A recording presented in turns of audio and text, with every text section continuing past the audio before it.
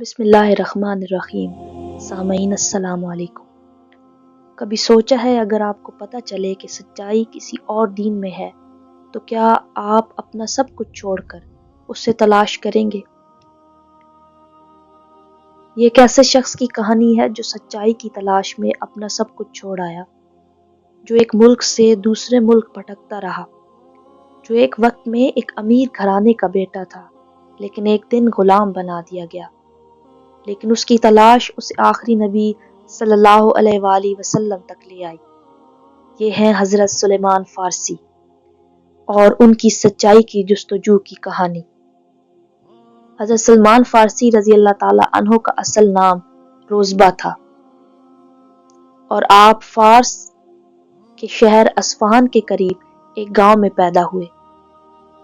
आपके वालिद अपने कबीले के सरदार और आतिश परस्त मजहब के बहुत बड़े पैरोकार थे। उनने हज़रत सलमान को भी आग की पूजा में लगा दिया और घर से बाहर निकलने पर सख्त पाबंदी लगा दी। एक दिन हज़रत सलमान फ़ारसी का वालिद किसी काम से बाहर गया और इन्हें खेतों की देखभाल के लिए भेजा। रास्ते में हज़रत सलमान ने एक चर्च यानी गिरजा घर देखा जहाँ ईसाई इबादत कर रहे थे। आपको उनकी इबादत अच्छी लगी और आपने सोचा कि यह दीन बेहतर मालूम होता है। जब वालिद को मालूम हुआ तो उन्होंने सख्ती से मना किया, मगर हज़रत सलमान का दिल ईसाइयत की तरफ माइल हो चुका था। जब आपको यकीन हो गया कि आपके वालिद आपको दीन हक की तलाश में रोक रहे हैं तो आपने घर छोड़ने का फैसला किया। आपने एक काफिले के साथ शाम का सफर किया क्योंकि आपने सुना था कि वहां सच्चे ईसाई आलिम रहते हैं। शाम पहुंचकर आपने एक बड़े ईसाई आलिम के पास कयाम किया और उनकी खिदमत करने लगे, मगर जल्द ही मालूम हुआ कि वो आलिम खुद लालची और धोखेबाज है, जो लोगों से पैसे लेकर जमा करता है और खुद ऐश करता है। वो मर गया तो लोगों को उनकी हकीकत मालूम हुई और उन्हें बुरा आदमी समझकर दफन किया गया। बाद में आप एक नेक ईसाई आलिम के साथ रहे जो वाकई अल्लाह के नेक बंदे थे। जो वफात के करीब पहुंचे तो हज़रत सलमान ने उनसे पूछा, अब मैं कहाँ जाऊं? सच्चा दीन कहाँ मिलेगा? इस आलिम ने जवाब दिया, अब तुम्हें अरब की तरफ जाना चाहिए क्योंकि वहां आखिरी नबी की आमद होने वाली है। उनकी 3 निशानियां हैं। वो सदका कबूल नहीं करेंगे लेकिन हदिया ले लेंगे।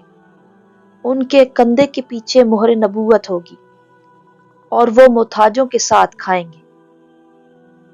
हज़रत सलमान फ़ारसी रज़ी अल्लाह ताला अन्हो ने अरब की तरफ सफ़र करने का इरादा किया। रास्ते में काफिले वालों ने उन्हें धोखा दिया और गुलाम बनाकर मदीना के एक यहूदी के हाथ फरोख्त कर दिया। मदीना में गुलामी के दौरान हज़रत सलमान फ़ारसी रज़ी अल्लाह ताला अन्हो ने लोगों से नबी करीम सल्लल्लाहु अलैहि वसल्लम के बारे में सुनना शुरू किया। जब नबी सल्लल्लाहु अलैहि वसल्लम मक्का से हिजरत करके मदीना तशरीफ लाए तो हज़रत सलमान फ़ारसी को यकीन हो गया कि ये वही नबी हैं जिनका उन्हें इंतजार था। हज़रत सलमान ने नबी सल्लल्लाहु अलैहि वसल्लम को देखने का इरादा किया और मौका पाकर कुछ खजूरें लेकर नबी करीम सल्लल्लाहु अलैहि वसल्लम के पास पहुंचे और फरमाया, ये खजूरें सदका हैं, आप और आपके साथी खा लें। नबी करीम सल्लल्लाहु अलैहि वसल्लम ने सहाबा को खाने दिया लेकिन खुद नहीं खाया। अगली बार हज़रत सलमान कुछ और खजूरें लेकर आए और कहा, ये हदिया है।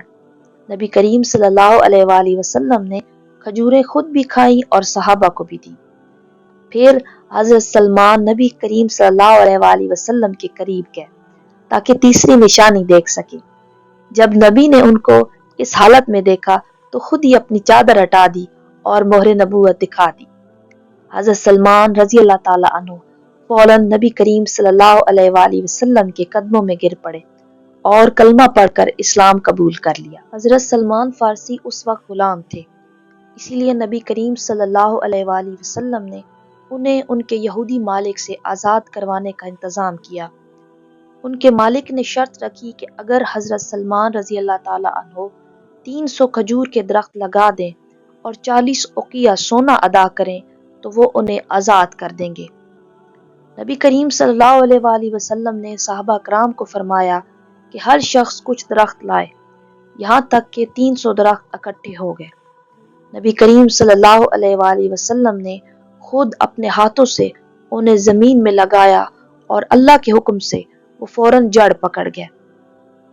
پھر کسی نے نبی کریم صلی اللہ علیہ وآلہ وسلم کو 40 اوقیہ سونا دیا، جس سے نبی کریم صلی اللہ علیہ وآلہ وسلم نے حضرت سلمان رضی اللہ تعالیٰ عنہ کو دیا، اور یوں ان کی غلامی ختم ہو گئی۔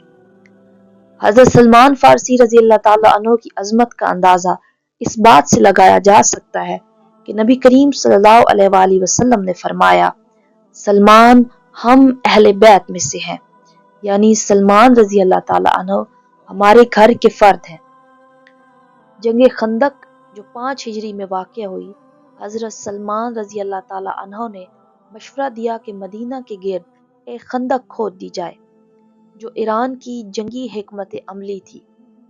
نبی کریم صلی اللہ علیہ وآلہ وسلم نے ان کی رائے کو پسند فرمایا اور مسلمانوں نے خندق کھود کر مدینے کا دفاع کیا، جس سے دشمن ناکام ہوا۔